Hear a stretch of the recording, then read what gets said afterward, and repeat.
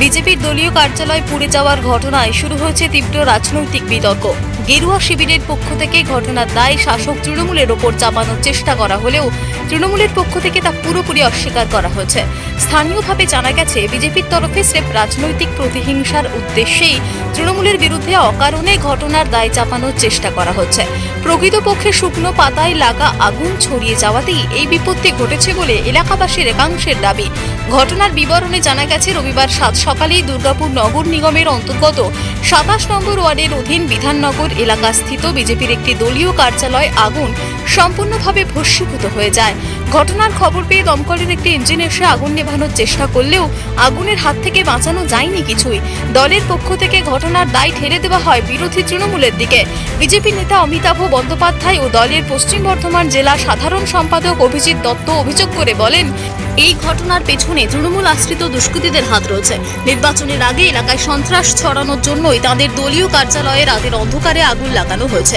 আগুন লাগার ব্যাপারে তৃণমূলের পশ্চিম বর্ধমান জেলা সহসভাপতি উত্তম মুখোপাধ্যায় বলেন, তৃণমূলের খেয়ে দিয়ে কাজ নেই, বিজেপির পার্টি অফিস তাতে আগুন লাগাতে যাবে।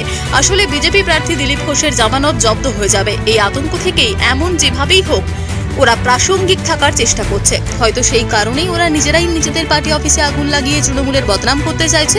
ঘটনার পর এলাকাবাসীর একাংশের দাবি, ঝরা পাতায় লাগা আগুন থেকেই যে পার্টি অফিসে ছড়িয়েছিল আগুন, সেটা এলাকার সিসিটিভি খতিয়ে দেখলেই পরিষ্কার হয়ে যাবে। কর্মী এর আগে 2018-তে 2021-এ পরপর আমাদের পার্টি অফিস আমরা বানাই, আমরা ইউজ করি, হঠাৎ রাতের অন্ধকারে বা দিনের ভোরবেলায় আগুন জ্বালিয়ে দেয়। টিএমসির দুষ্কৃতী আবার ওরা দেওয়ারের পিঠ থেকে গেছে, ওদের জেতার কোনো আশা নেই। আমাদের চমকানোর জন্য, আমাদের কর্মীদের ভয় পাওয়ানোর জন্য আজ সকাল ভোরবেলা এসে নিয়ে আগুন জ্বেলে গেছে। আমরা পরে জানতে পারি, দেখুন এত বড় পার্টি অফিস একদম ছাইকার হয়ে গেছে। তার পাশের অফিসগুলো কিন্তু কোনোটাই আগুন জ্বালেনি। খুব দুর্ভাগ্যজনক ঘটনা মনে করি।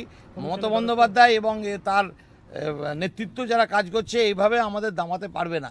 যত ওরা আগুন জ্বালানোর চেষ্টা করবে, তত আমাদের কর্মীরা আগুন হয়ে আগামী দিন কাজ করব এবং পার্টিকে জেতাবো। দেখুন, বিজেপির কিছু হলে তাতে সব অভিযোগ নাই। কারো যদি মনে করুন কিছু মোটরসাইকেলে করে মোটরসাইকেল পড়ে গেল, তখন বলবে যে তৃণমূল আমার মেরে পা ভেঙে দিল। তারপরে যাই হোক, কেউ হয়তো ঢিল ছুঁড়েছে বা হয়তো পাকা আম যদি মাথায় পড়লো, মাথায় চোট লাগলো, ফুলে গেল, তখন বলবে তৃণমূল করেছে। এদের এটা অভ্যাসে দাঁড়িয়ে গেছে। বাংলার মাটিতে তাদের কোনো জায়গা নেই, তারা পরিষ্কার বুঝতে পেরেছে। তাছাড়া ধরুন, দিলীপ ঘোষের মতন মানুষ আজকে মেদিনীপুরে, খড়গপুরে তার কত সুখে তাকে হুট করে তুলে এখানে দিল, ভাবছে বোধহয় বিরাট দামামা বাজাও। কিন্তু এখানে দুর্গাপুরে আর কোনো জায়গা হবে না, কারণ তাদের পার্টি অফিসে যে আগুন লেগেছে বলছে, সেটা হচ্ছে একটা গুমটির মতন ছোট একটা টেম্পোরারি পার্টি অফিস। অনেক গাছ তার পিছনে আছে, শুকনো পাতাগুলো পড়ছে, বা তারা হয়তো কোনো ধূমপান করেছিলেন, কেউ হয়তো কিছু ফেলে গেছেন, সেখান থেকে আগুন লাগতে পারে। আমাদের খেয়ে দিয়ে কোনো কাজ নেই। আমরা তো লড়াই করতে ভালোবাসি, রাজনৈতিক লড়াই ভালোবাসি একদম। আর এইসব হচ্ছে নোংরা জিনিস।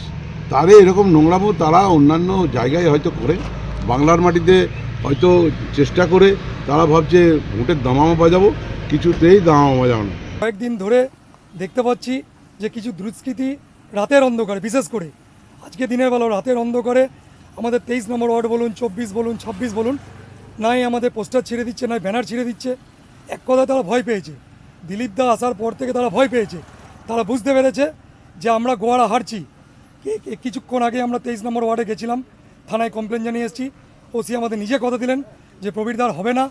তারপর হঠাৎ আমরা খেতে বসি, হঠাৎ শুনতে পাই যে 27 নম্বর ওয়ার্ডে পার্টি অফিসে কোনো দুষ্কৃতী, তৃণমূল দুষ্কৃতী আগুন লাগিয়ে দেয়। কমিশনে জানাবো। প্রথমে থানার ওসিকে আমরা ফোন করেছিলাম, ওসি এসছেন। ওসি একটা অদ্ভুত কথা বললেন যে পার্টি অফিসের মধ্যে কোনো লোক ছিল না। এটা একটা অদ্ভুত। তাই বলে পার্টি অফিস জানিয়ে দেবো? আমাদের নেতৃত্ব মানে মণ্ডল প্রেসিডেন্ট উনি আগেও বলেছেন, আমরা কমিশনারকে জানিয়েছি, এসডিওকে জানিয়েছি, আমরা যত শীঘ্রই ব্যবস্থা নিচ্ছি। আর বৃহত্তর আন্দোলন, মানে এত বৃহত্তর আন্দোলন করব, এটার একটা সীমা আছে। সকালবেলায় 23 নম্বরের পোস্টার ছিঁড়ে দিয়েছে এবং আজকে যে 27 নম্বরে যেভাবে আগুন জ্বালিয়েছে, এবং এর আমরা বিহিত করব, দেখে ছাড়বো এবং বৃহত্তর আন্দোলন করব। দুর্গাপুর থেকে নিজস্ব প্রতিনিধির রিপোর্ট, টিভি নিউজ 10। সুলভে সঠিক চিকিৎসার একমাত্র প্রতিষ্ঠান বিবেকানন্দ হসপিটাল। 24 ঘন্টা emergency service, blood bank, trauma care. আপনাদের সেবায় আমরা তৎপর।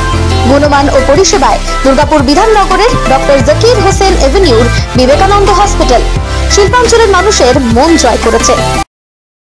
সবার আগে খবরের আপডেট পাওয়ার জন্য সাবস্ক্রাইব করুন আমাদের ইউটিউব চ্যানেল এবং ক্লিক করুন বেল নোটিফিকেশন আইকনে।